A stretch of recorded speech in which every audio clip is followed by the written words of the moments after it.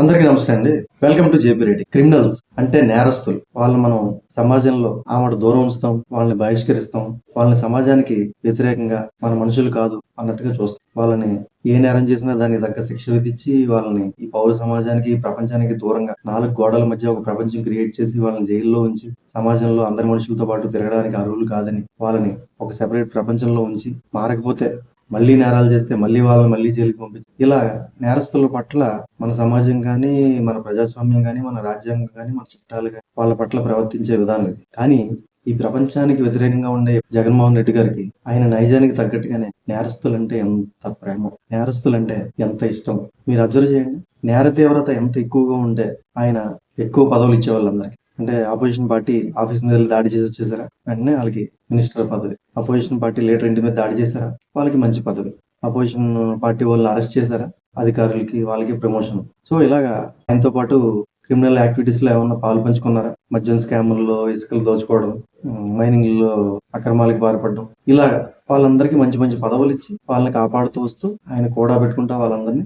ఆయన మీద కూడా మరి చాలా క్రిమినల్ కేసులు ఉన్నాయి, అక్రమ సంపాదన కేసులు, ఈడీ కేసులు, సిబిఐ కేసులు ఇవన్నీ ఉన్నాయి. 16 నెలలు ఆయన జైలు కూడా వెళ్ళొచ్చాడు.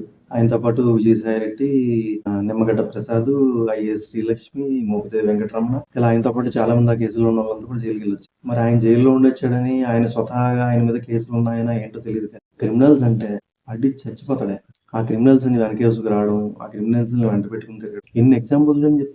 ఎమ్మెల్సీ అనంతబాబు డ్రైవర్ సుబ్రహ్మణ్యాన్ని చంపేసి డోర్ డెలివరీ చేసి పక్కన పెట్టుకుని తిరిగేవాడు. న్యూడ్ కాల్ చేసిన ఎంపీ గోరంట్ల మాధవ్, ఆయన మీద చర్యలు లేవు. ఇలా దాడులు చేసిన వాళ్ళకేమో పదవులు. ఇప్పుడు కూడా పిన్నెల్లి రామకృష్ణ లాంటి వాళ్ళని జైలుకి వెళ్ళి పరామర్శించడం, అలాగా ఎమ్మెల్యేలని, ఎంపీలని, లీడర్లని ఎవరు జైలుకి వెళ్తే వాళ్ళని పరామర్శించడం. అంతేకాదు ఎర్రచందనం స్మగ్లింగ్ చేసేవాళ్ళు, ఆడవాళ్ళ మీద అఘాయిత్యాలు చేసేవాళ్ళు, అలాంటి వాళ్ళందరూ క్రిమినల్స్ అంతా కూడా ఈ పార్టీలోనే వచ్చి చేరారు. మంచోళ్ళు, నచ్చనోళ్ళు, పడినోళ్ళు బయటికి వెళ్ళిపోయారు. ఇప్పుడు మిగిలిన వాళ్ళు లాస్ట్ మొత్తం అంతా కూడా క్రిమినల్సే మిగిలారు.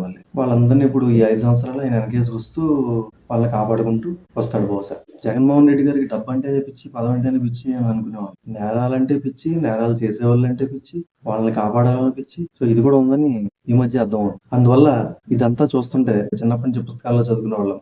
ప్రజల చేత, ప్రజల కొరకు, ప్రజలే నడిపే ప్రభు. అలాగే జగన్మోహన్ రెడ్డి గారి పార్టీ ఏంటంటే క్రిమినల్స్ చేత, క్రిమినల్స్ కొరకు, క్రిమినల్స్ నడిపే పార్టీ. ఇది నేను అనడం మాత్రమే కాదండి, టీడీపీ అఫీషియల్ ఛానల్లో పెట్టారనమాట. అది కూడా మీకు ఇక్కడ ఇస్తున్నాను, చూడండి. ఉంటాను. బాయ్.